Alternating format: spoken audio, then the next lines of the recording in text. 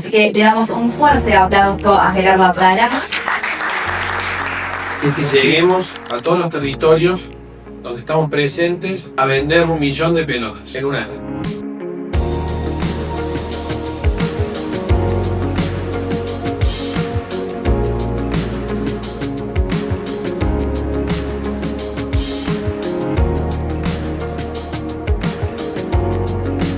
Todo el team de arqueros, especialmente a Nahuel nos acompaña y sigue trabajando con los dribbling, de todo el equipo que nos representa aquí y a todos los deportistas que son con quienes trabajamos habitualmente.